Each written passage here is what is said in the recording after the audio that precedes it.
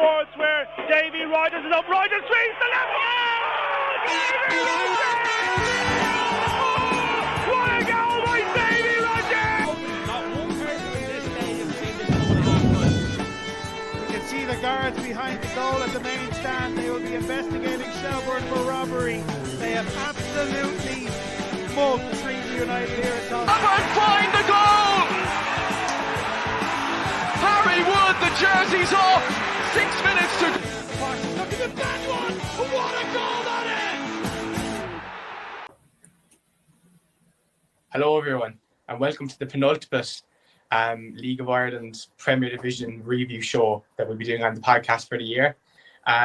Match week 36 has passed us. We now know the official final League of Ireland table. So we'll be discussing that among all the other important issues in this episode. I've got my ever reliable co-host Jamie Daly beside me, and we've also got a new special guest in for making his podcast debut. We've got Jack Kelleher.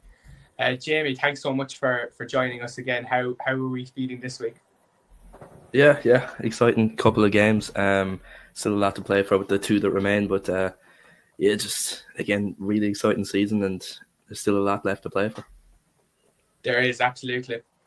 And Jack, thanks a million for joining us for your debut. How are we feeling ahead of this one? Obviously, there's the excitement building before the cup final. I mean, the whole county's raring to go for it, ready to get the trains up. But disappointing all the same, considering how Premier Division season has gone for Cork City. But it's been an interesting season. You know, a lot of interesting things happening. So overall, a very exciting season to watch.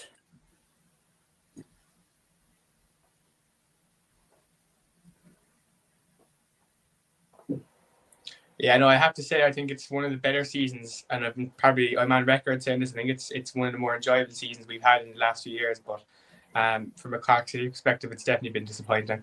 But we'll get straight into the first match anyway we want to cover in our review section of the show. That's Drogheda United against Bohemians. So Drogheda won, Bohemians 4 at the Sullivan Lamb Park, Drogheda United's ground. It was James Clark opened the scoring in the 20th minute. And then Conor Keeley, who, by the way, we can confirm has signed a contract for Drogheda over the last 24 hours, I believe. Equalised in the 33rd minute.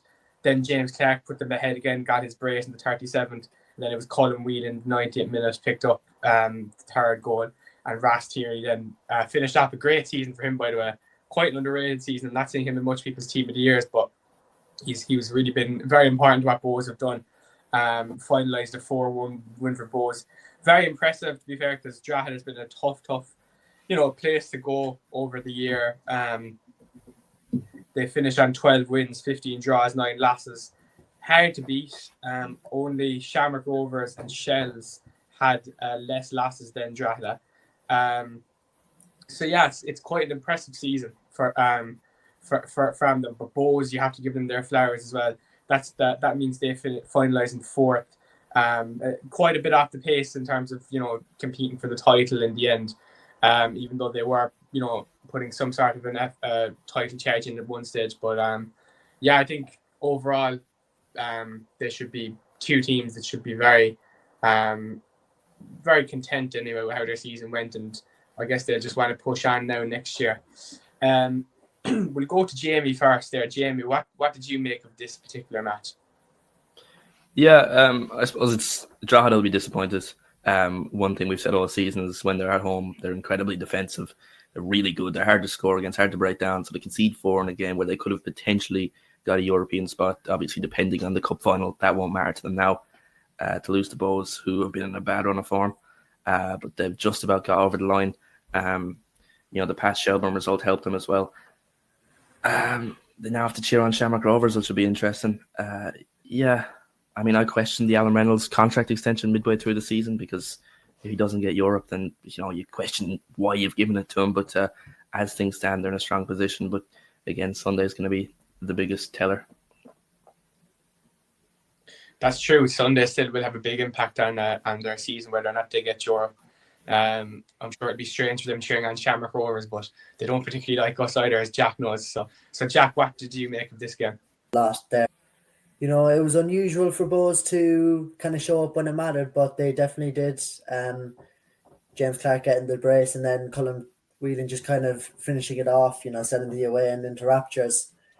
It's definitely a good season for Bows. You know, they were in a very good position at one stage, you know, near the title, but nobody kind of expected them to win the title in the end. So I think if they get Europe, it's quite a successful season for them, and Alan Reynolds will definitely have something to be proud of. But then again, it might be a weird predicament for Bows fans to be in, because in order for you to get Europe, your greatest rivals have to get their first double in 60 years. So you have to wonder if what they want in that situation. But I'd say a majority of them will still take the European trip.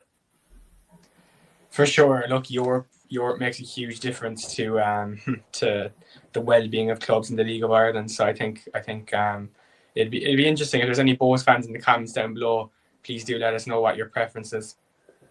The next game we have to cover is Shelbourne against St. Patrick's Athletic at Talca Park. This was a bit of a snooze fest, really, 0-0 draw by all accounts. Obviously, Andrew Lanigan, shout out to him, extremely disappointed with this one. He expected a win, and obviously a win could have actually brought them to Europe. But many Pats fans think, you know, if Pats were to get Europe this year, it would have really just been shaping over the cracks. Shelbourne, in fairness, really went down a fantastic run of form towards the end of the season and changed their season. You know, we had shouts at times in this podcast that is this the worst title defence we've ever seen? And I think there was a time where that wasn't the most mental statement ever. But now it's absolutely, you know, I think they've put a decent account of themselves in their title defence, only finishing 7 points off Rovers and comfortably getting a third position. Obviously, it's not exactly where they want to be. They want to be challenging for the league, of course. Both teams, one team probably more satisfied with a point than the other. Shelbourne finished third with 59 points, with 15 wins, 14 draws, and 7 losses. That's actually the least amount of losses in the league, by the way. And St. Pat's finished with 13 draws, 13 wins, and 10 losses. So, it's obviously two Dublin clubs that actually we probably expected a lot more of, to be honest, going into the season. I guess we'll just have to see how they get on next season now. They will both be safe, and one will be competing in Europe once more. And obviously one's actually competing in Europe at the moment as well. I'll just pass it on to Jamie now. Jamie, how did you see this particular fixture? Yeah, since Joey O'Brien's come in, Shells have arguably been the best team in the league. Now, Rovers were sort of in cruise control, so they could afford to lose their last couple of games. So maybe that's not the most accurate of things, but they've been really, I mean, it's a really good end to the season, or second half of the season is a better way of putting it. You know, they've qualified for Europe. They still have that going on for the season. Obviously, they were disappointed to have lost the crown of champions, but I think getting Europe, being in the Conference League currently, I think they'll take that. With all the stuff that was going on in May or June of this season, you know, the way it's ended, they would have taken that. Pats is extremely disappointing. Many would have had him for the title. I would expect a lot of change in that team because they have a lot of players that you would say are good players, but then they don't show it. So what's the point of that? And now Mason Amelia is gone, and without him, you could argue they would very much be in that relegation playoff sort of zone with his goals. A disappointing way for him to play his last League of Ireland game. I think Shells will be happy with their season. Pats will be furious. It's a good point, actually, that's Mason Melia's last game of the season, his League of Ireland career, actually. And I think, you know, we have to give him a little mention that what an impact he's made at such an early age, you know. Hopefully now he can show his talents abroad. Not even convinced this far is the best move for him, but look, we'll stay positive anyway. Jack, so this game ended 0-0 in the Dublin derby at Talca Park. What did you make of it? Not much else to kind of top off with Jamie, you know, kind of boring game, but in fairness, like, huge credit to Joey O'Brien, because with the manner that Damien Duff left back earlier on in the season, many questioned, you know, where Shells go from here, considering they didn't have the best of starts of the season, and knowing that squad is probably not up to the levels of Shamrock Rovers. But in fairness, you can't put much past Joey O'Brien. He's ended the season incredibly well, balancing that with European football, taking Shelburne into the Conference League. I mean, they have that lovely game against Crystal Palace to look forward to, which I'd say Shells fans are incredibly happy with. And for Pats, I mean, there's a lot of money gets spent up in Richmond Park. You know, they're definitely not shy of cash. Some of those players are on very nice wages, and there's no doubt that they have individually great players, but as a team, they just don't look together. And a lot of the times when I've watched Pats this year, I've been bored. You know, they don't play exciting football. A lot of the time, they're relying on Simon Power for pace, and overall, just a very disappointing for Pat season, considering the expectations we have for them in pre-season.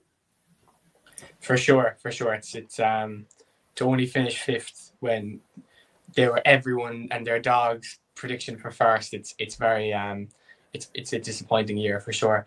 The next game is myself and Jack's beloved Cork City against Derry City at Turner's Cross. It was only a Michael Duffy goal in the 33rd minute that separated the two sides. However, it was Jack would be able to give more insight than me, but it was supposed to be a very dull start of a match. Cork City ended the season in straight bottom 10th with a fairly harrowing 4 wins, 12 losses, and 20. I'll just restart. 4 wins, 12 draws, and 20 losses. So they'll be looking for their fifth win now. Well, obviously including the other wins in the FAI Cup. So, it's a really it's obviously a shocking season for Cork City. A lot of, I'd say, outside fans predicted it, but I think there was a lot of sentiment within the club that we could have done something this season. Been a really tough year with injuries, without making any excuses that injuries have hit us hard, but look, ultimately just not been good enough. But as for Derry really, you have to say, now look, no one ever truly believed they were going to do it. I don't think they did themselves, but Derry really gave a good challenge to Rovers towards the end of the season. Obviously contributed by Rovers' poor end of the year, but 3 points only distanced them between becoming league champions, and obviously the goal difference as well was quite substantial as well. But yeah, Derry finished the year on 18 wins, 9 draws, 9 losses. That's quite an impressive record for your first League of Ireland season for Tiernan Lynch. I certainly think he's the man to take them forward. I hope they give him time, even if for their sake, even if it takes a bit of time next year to adjust or whatever. It's an extremely I think Derry can be extremely happy with their season. Don't think anybody really had them up for a title race. It was all Shelburne, all St. Pat's, maybe Rovers. So very impressive. I might just hand it on to Jack first this time, seeing as we're covering Cork City. Jack, what did you make of this one and Cork City season as a whole?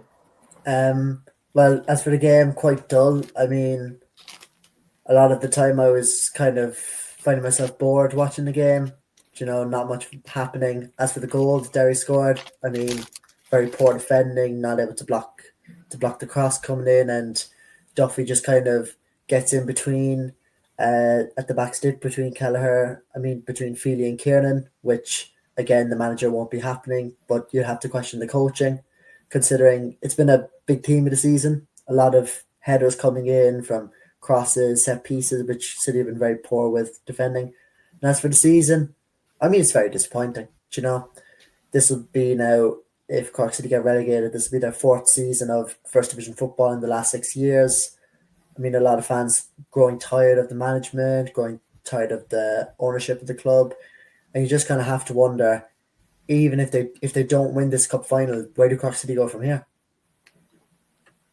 I know it's a frustrating time, and we are such a big county and city, even that you would think with not too much competition that we should really be not be a yo-yo club, so to speak, and that's kind of what we've become at this stage. So it's extremely frustrating, and that's the question for Cork City fans, but I suppose also the board is, where do we go from here? Jamie, Cork City 0, Derry City 1. What did you make of this one? Yeah, with the amount of money Derry spent at the start of the year, I think Europe would have been the minimum. I think they would have wanted to put in a bigger title charge. I know they put it up to Rovers at the end, but like that, you never believed they were actually going to do it. They started the season poorly. I mean, they brought in the fella from Dundee, Holt. I think he was on the highest paid player in the league for 6 months, and he went back to Scotland. And the best players for them this season have been the players that were already there, the likes of Adam O'Reilly, obviously Michael Duffy. With Cork City, yeah, I mean, you can blame injuries and stuff, but I think we've all kind of known the inevitable was they were going to go down by the time of May, June, when Sligo Rovers kind of pushed on. There was a point where Sligo were looking the worst of the two, but they kind of got that run of wins, which Cork didn't. Sorry, City, Jack will be annoyed by that. But City, they'll be disappointed. I hope they do something new in the first division next season and they don't just bring all the players that went to Cove. They don't go back to the same old squad. I hope they try and really build something that is a squad that you can also then bring into the Premier Division, because I think that has sort of been a problem where you're kind of going with two different squads in two different divisions, which is needed, of course, but I think you need a little bit of similarity. I don't think you can be completely switching up the entire squad every season. Yeah, that's probably a fair judgment. There is an awful lot of change that comes with when Cork City go up, and successful teams that usually stay up. Like, there has to be an element of change, but you don't want to lose your spine either. That actually brought you up. The next game we have to cover is Shamrock Rovers 1, Sligo Rovers 2, the Rovers derby. Sligo Rovers have got the number over Shamrock Rovers a couple of times this year, actually, and this was I believe the second time. So it was Ali Denham that opened the scoring in the 37th minute. Owen Elding doubled the scoring then, who is heavily linked with a move to Sturm Graz. In Austria, we should add, with a penalty, and Adam Matthews then picked up what ended up being a cancellation for Rovers, the Welshman, in the 62nd minute. So, yeah, Sligo Rovers look absolutely sealing their safety towards the end of this what's been a challenging season for them. A relegation threatened season at times. People forget, at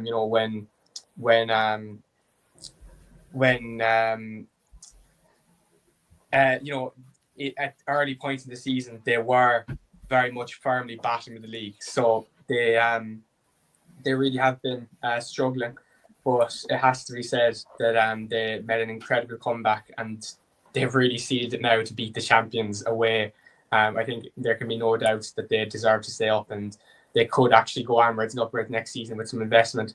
They have been making a massive tier out of their squad. You just have to look to social media to see how many players have left and so on and so forth. So yeah, it's an interesting time at the showgrounds. We're going to have to see how it goes now ahead of next season. I think they seem to be farming something quite interesting there. So yeah, it's fascinating to see. Jamie, you've took a keen interest in Sligo Rovers all season. You've kind of hyped them up, so to speak, but I think you've been quite right to because they've been so good, so especially in the second half. So what did you make of this result? Yeah, it's the same thing every year with Sligo, isn't it? Like, they just about get on. They don't really challenge for Europe, but they stay up, and then they get a whole new squad.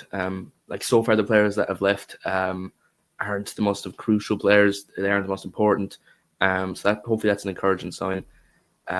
You would imagine Elding goes, which could potentially fund the money to keep other players like Will Fitzgerald, Chatakiki. It's been a good season. From the situation they were in the first 18 games, I think it was 12 points. The second half of the season, I think statistically they've been the second best team in the league, which says a lot. If they can keep the core of that squad, they could potentially push for Europe, but I don't think they do. I think they'll lose a lot of their key players because they can't financially compete with others being a fan-owned club. And then to touch on Rovers, they are quite clearly the best team in the league, and the league was probably closer than it should have been. They could have easily walked it weeks ago and had their title celebrations, but they got over the line in the end. No surprises. Now they're going for a double on Sunday.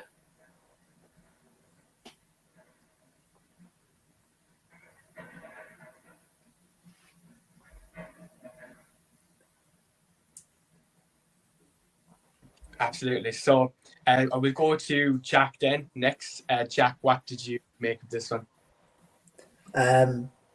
Very brilliant way for Sligo to kind of top off late surges in their season.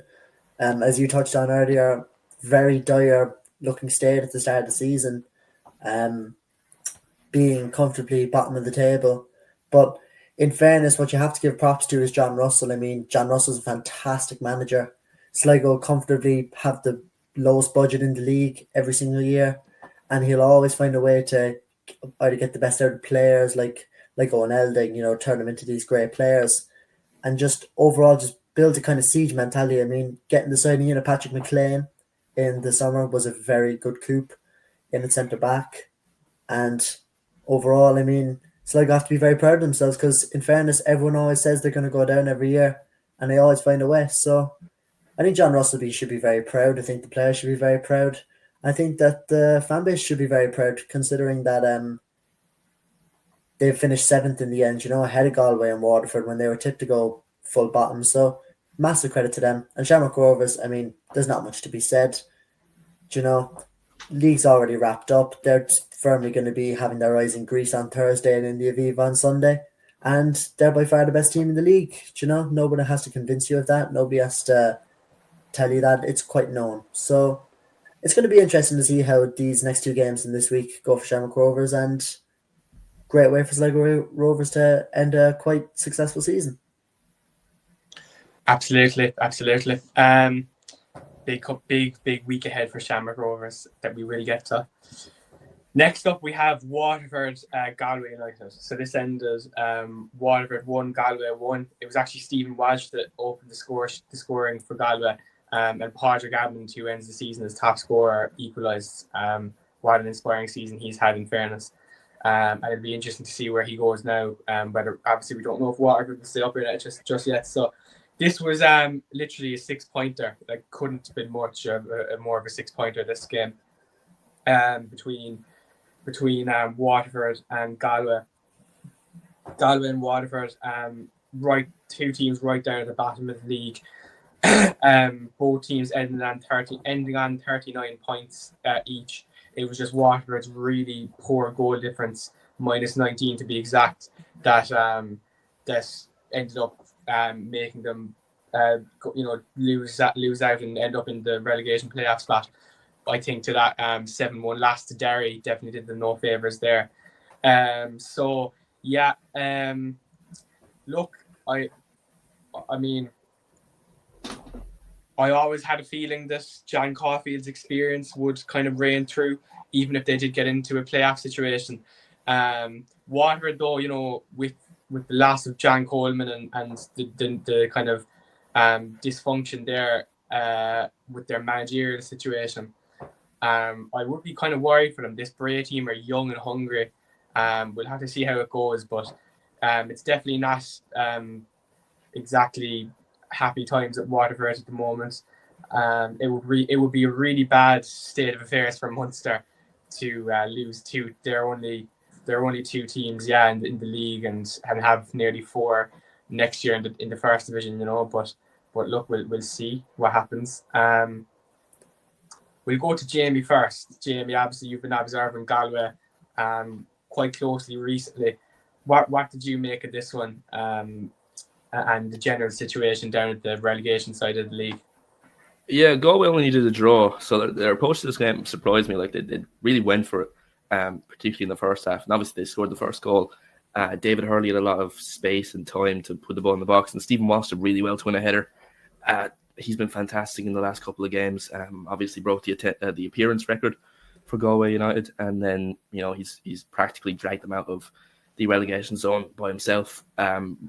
We've spoken a lot about how they've missed Moses Dyer, but he sort of filled that gap, at least for the last couple of games. And then Waterford, They've just been poor defensively all season. Again, Amond has been fantastic. I think Conan Noonan has been brilliant as well. They won't have him next season. He'll go on back to Shamrock Rovers, and I mean, I could see him really making a claim to be in that first team. I think he's been fantastic. I really don't fancy them against Bray. I've watched a lot of Bray this season as well, and they've looked good. I've watched them play against Kerry, and we beat them. We beat them once, but they should have battered us. And then against Treaty, they always look just composed. Even though Treaty probably the better chances, you always felt like they had the chance. They were going to win it. Like Justin Ferrisai, obviously scoring an incredible goal, but we'll touch on that in a bit. Yeah, I don't know. I mean, Padraig Ammon's going to have to produce something magical to get them out of this, because I really don't fancy them. Jack, this is the final Premier Division game. We'll have to cover it this year for 2025. So what did you make of it? I thought Waterford kind of slipped up when it really mattered. You know, they'll definitely be kicking themselves just like that for that result they had up in Derry earlier on in the season, losing by all those goals. What was it, 7-0 or something like that? They'll definitely be kicking themselves to go down into the playoff just on goal difference. But as Jamie said, they've been poor defensively. You know, if you have a goal difference like that, it can only lead to one thing, and being poor defensively. And they've had a lot of firepower going forward. Tommy Lonergan, Padraig Amond, Conan Noonan. But overall, just a disappointing one for Waterford, you know. But I would have faith going into the playoff. You know, Matt Lawler is a good manager when he has taken over for Waterford temporarily in the past. And as much as Bray have had a very strong end to the season and had a very good season as a whole, there is that big difference between the Premier Division and the First Division, which has been very clear in some of the cup games this year. So it's going to be a very interesting game, that playoff on Friday night. And as for Galway, I'd say Moses Dyer, having them for the first half of the season, kind of masked the holes and the problems they had in that squad. They went on a horrible run up until they finally had won a game at home to Cork City, which wasn't very hard to do anyways against Cork City. They made it quite easy for them.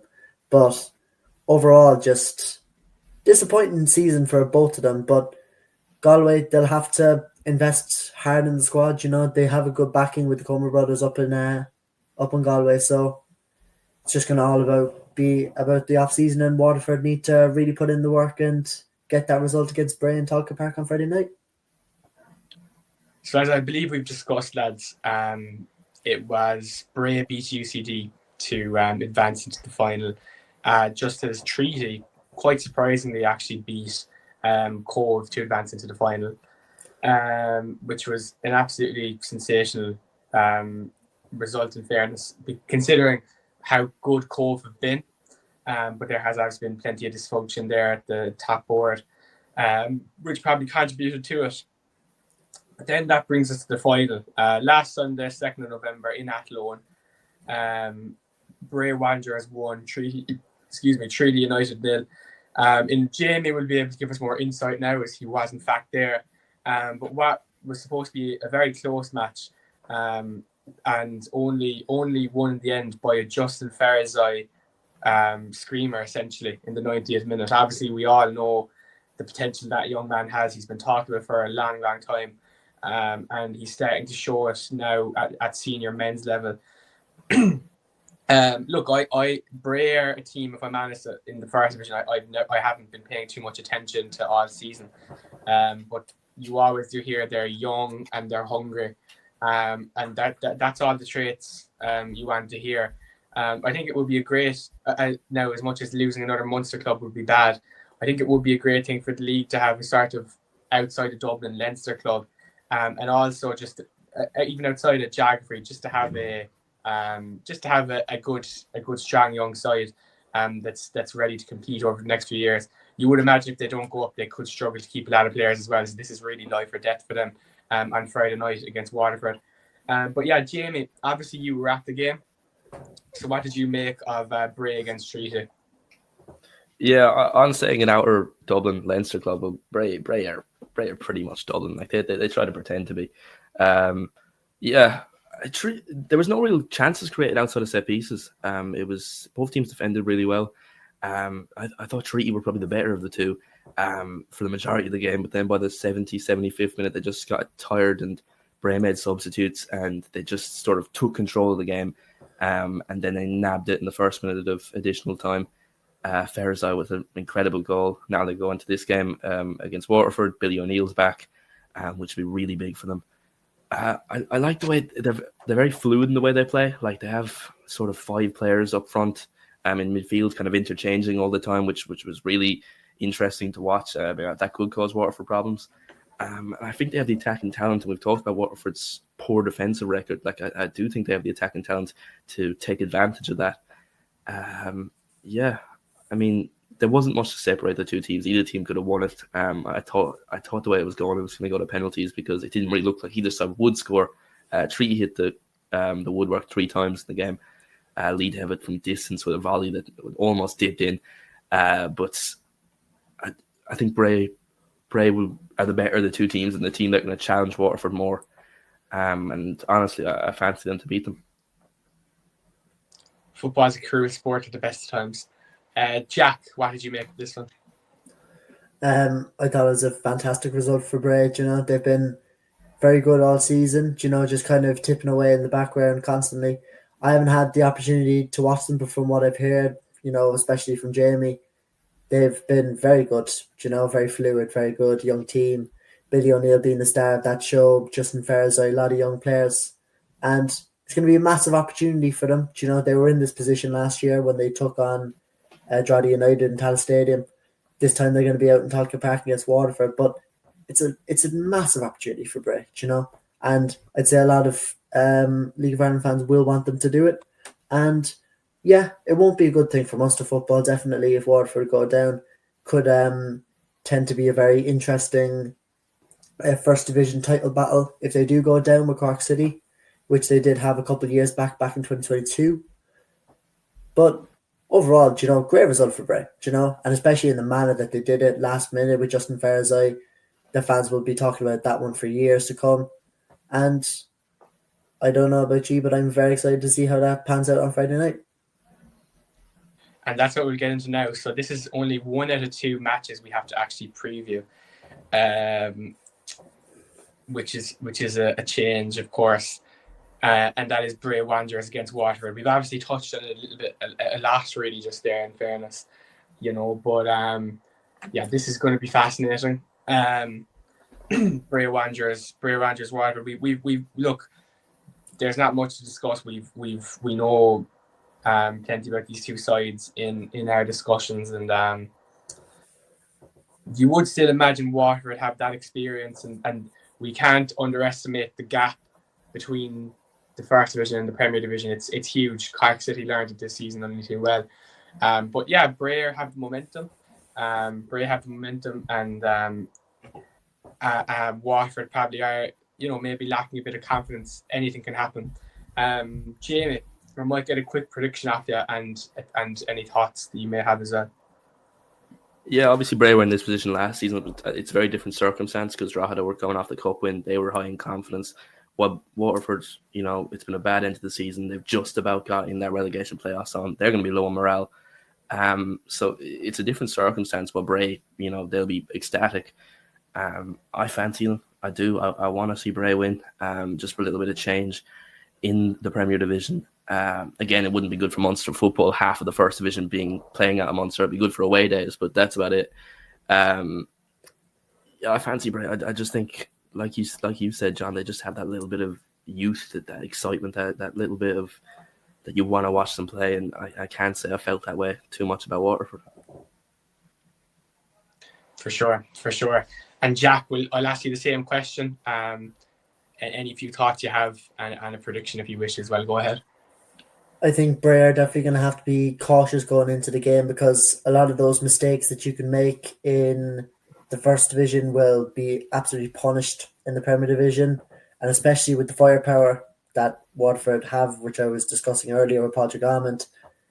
It's going to be a very tough game. I mean, Bray are full of confidence. They have a very fiery, very enthusiastic young team, but Then again, Waterford have that Premier Division experience. They're used to going up against very good opposition, so this will seem like a lesser task for them. But it's going to be a hard one to judge and a hard one to call here. But my instincts are just telling me that Waterford are just going to edge it 2-1. Interesting. Yeah, I'm honestly finding it really hard to call. It's one of the toughest predictions I've had to make all season. But I am going to lean towards the side of Jack. I think, unfortunately for Bray, I think Waterford do edge it. I'll say 2-1 as well. But yeah, it's actually a hard one to call. What we just want to do quickly for the next segment of the podcast is just a quick review of the table. Obviously, we've gone through it a little bit in the Premier Division review there as well. Excuse me, but yeah, we just want to go through a quick review of the table and a bit of the lads' opinions on it as well. And we'll close out then with the FAI Cup Final, of course, which is the big elephant in the room. So the final table reads 10th Cork City, 9th Waterford, 8th Galway United, 7th Sligo Rovers, 6th Drogheda United, 5th St Patrick's Athletic, 4th Bohemians, 3rd Shelburne, 2nd Derry City, and 1st Shamrock Rovers. What we might do next week is maybe a few weeks' time is react to our predictions. So stay tuned to that, because I have a feeling I got mine massively wrong. Even I can see a few there. I think I had Cork City at 6th, and I had like Rovers in 3rd. I had probably St Pat's to win the league, and so on and so forth. So it'll be interesting to see how our predictions went. Just in terms of top scorers, the top 3 were Michael Duffy with 12, Padraig Hammond and Mason Mealy then shared first place with 14 each. So yeah, experience versus the youth there, both mixing well. Yeah, look, it's been a fascinating season, to be fair. By the way, sorry, Owen Eldon was just behind Michael Duffy there. He actually shared 12 as well. So joint first, joint second, so to speak. And Moses Dyer actually behind them again with 10. Imagine what he could have done if he stayed around. But yeah, look, it's I don't know what more to say. It's been a fascinating season in the Premier Division. I suppose I think there could be some cause for. I think there is a potential gap in the market opening up for first place next year. Rovers obviously have a phenomenal squad. But can they afford to go on a basically 5-game losing streak, again, and still get away with winning the title? I hope there'll be a team to challenge it next year, because we can't have that where teams go on such poor runs and basically they don't have to worry about it. So there could be a bit of a gap in the market there potentially for a title race next season. I'd like to hope. But anyway, Jamie, you've just heard, and I'm sure you knew it well anyway, the final table result. But what's your overall thoughts and opinions on it? Yeah, I'm just looking at my own predictions here. I only got 2 right. I had Bows in 4th and City in 10th. I had Pats to win the league and Shells in 2nd. So yeah, not great. But I agree with you to a sense, John. In the sense, 36 games by 3. That's what 108. And what Rovers dropped 42 points. That shouldn't be getting you a title, really. I mean, now the league's always been very competitive, and that generally has always been enough. But you would sort of, for the level, you would say Shamrock Rovers are above everyone else. You would feel like they should be doing a lot better. I think they'll still win the league next season. Maybe Derry will put a little bit more fight. But I just don't think anyone else compares to them in any way. I just think they're a level above completely. Yeah, and then I would say Drogheda will probably feel a little bit disappointed. Maybe it's because they were so poor last season, but I feel like they've done a lot better than they actually ended up doing this season in 6th. I wouldn't have said they were worse than Pats. They only finished 1 point behind them, but yeah, I mean, look, at the end of the day, I think it's a fair enough reflection on what teams have done over the season. It's very much been a season where teams come into a 5-game run of form and then they'll lose 5 games. I don't think there's been any team that's in particular that's been consistent in what they've been doing throughout the season. Yeah, I think that's Cork a rather City and losing. Yeah, fair. I think that's a rather astute observation that Drogheda probably a bit hard done by. But other than that, yeah, I think the league is a totally fair reflection of where everyone deserves to be in a sense, you know. Obviously Galway and Waterford on identical points. But Galway, Waterford have been rocky and rolly from the start. Galway, in fairness, had a very good start and just a really poor second half. So, yeah, it's an interesting one. Jack, the final table and where we go next. What's your kind of thoughts there? I think you'll have Drogheda and Pats both disappointed to miss out on Europe in the end. Drogheda, as for what Jamie was saying, with a very strong start to the season, looking very bright. And as for Pats, just for the squad that they have and the talent that they know they possess, to miss out on the European spots will definitely be disappointing for them. You'll have the likes of Derry City getting second, being within touching distance of a title. If they had just had better results at the start, this could have been a very different story. You'll also have Bows with the opportunity of getting Europe if Shamrock Rovers win that cup final. We're very happy with their season, considering how the last season went under Alan Reynolds, and he's fully turned it around.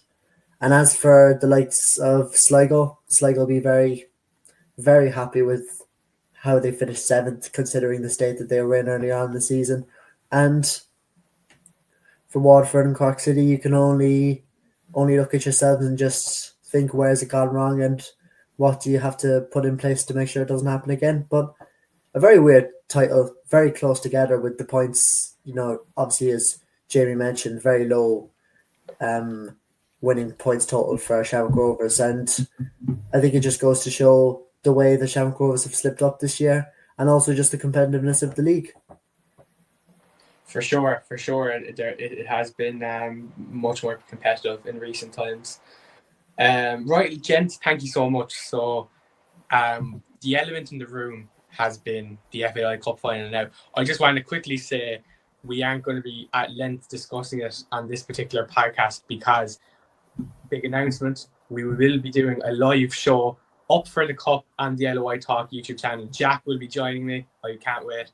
And we'll be having a couple of more special guests on as well in the next few days. So therefore, you know, that's going to be our big effort, you know, a whole hour dedicated towards the Cup Finals. So, but I still want to hear the lads' thoughts on it. Look, I didn't make any secret out of it. I did of course predict that Cork City will win it, which feels like years ago now. It was only after the beating Finn Harps in the quarterfinal. But yeah, so like, look, I'm still standing by it, of course. But no, still not underestimating the difficult task that it is. FAI Kelleher is telling the Irish Examiner, I believe, that you know, it's a David versus Goliath situation, but the squad is embracing it. So the squad is really embracing that underdog mentality. Yeah, so it's going to be fascinating. Look, I'm going to try and save a bit of my opinions for the next few nights, but I do want to hear from Jack first briefly. Jack, what's your synopsis ahead of this? It's impossible to talk about it really without being emotional. But what do you think? I think it's a massive opportunity for both clubs. With the amount of misery Cork City have had the last couple of years under the Dermot Usher reign, with the ability to be in European football and win the cup final and have a trophy in the cabinet is obviously a spectacular opportunity considering the poor season that they've had. And for Shamrock Rovers, they haven't won a double since the 60s, and it'll be a massive achievement to get it. As much as they haven't been as impressive as they have been in other seasons previous, to have that double and be in European football at the same time is something to be very proud of. So it's a massive opportunity for both clubs. It's definitely Shamrock Rovers are massive favourites going into the game, but St. Pat's were massive favourites going into the semi-final, and we saw how that turned out for them against Cork City, and Cork City showing up in the cup. So it's going to be hard to tell this one, but it's definitely going to be interesting. I'm very excited for the show tomorrow and extremely excited for Sunday to see how it pans out. Good man yourself, Jack. Absolutely. Jamie, from a more neutral lens, even though I'm not sure you're neutral actually, but we'll call you neutral anyway. What do you make of it? I just want to point out that John predicted Finn Harps to beat Cork City in the quarterfinal. That's how great his predictions are. I suppose it was a similar season scenario last year with Drogheda and Derry. Derry were massive favourites, and Drogheda even comfortable. Derry didn't show up. Rovers are a lot better of a team than Derry, but the way they've ended the season, you think, oh, maybe there's a chance. I'd imagine City supporters will come in numbers. They'll get behind the team. And we saw a Turner's Cross against Pats. That definitely helped. I don't think Rovers will batter them. I think Rovers will win, but I think it'll be closer than you would expect. Yeah, I mean, if City win, it would be interesting seeing a first division team playing European games. I can't imagine how much you would charge for those games to get into them. But Rovers will win. Bradley's spoken about for years doing the double, and then this is the year. I will just add that just a fact, not no opinions here whatsoever. Shamrock Rovers will be without Michael Noonan. Well done to the under-17s today, by the way, in the World Cup. Fantastic win. And we will be with Rory Keating. So that's just a fact, not an opinion. That's the case. Noonan doesn't start for them. That's not a loss. Well, I mean, he certainly would have, I think, made some sort of an impact off the bench, or but look, regardless, it's not a huge loss. Obviously, Rovers still have fantastic players, so we'll see how it goes. We'll probably end it off there, but please do tune in to the Up for the Cup show. It's going to be special. We got some really good guests planned, and it's been a while since we've done a live show, so hopefully you can all enjoy it as best as we can and all that, and we can get a good crowd in. Thank you all so much for watching. I'll give the last word to the two lads in case you want to sign off to the viewers. I suppose, Jamie, go ahead so we're not talking over each other. Yeah, it's been a great season on the podcast, and looking forward to the playoffs on Friday and the cup final on Sunday, and looking forward to taking the piss out of you, John, next week. Jack, that's a pretty solid debut in my books. Thanks a million for coming on, and do you have any last British feel for the viewers? Obviously, as a Cork City fan, not an enjoyable season to watch, but for watching the league as a whole, it's been very entertaining to watch. Been entertaining to be on the show, lads, and I just want to thank you for giving me the opportunity to be on. And just as a whole, I think it's been a good year for League of Ireland football. Having two teams in Europe, and obviously with that coefficient being bumped up, and just want to see what the season holds for us in the next two games and what it holds for us next year. Great stuff, Jack, and the next time I talk to you, we will be champions of Ireland. Right, thanks everyone for watching, and we'll see you all soon. Thanks, guys.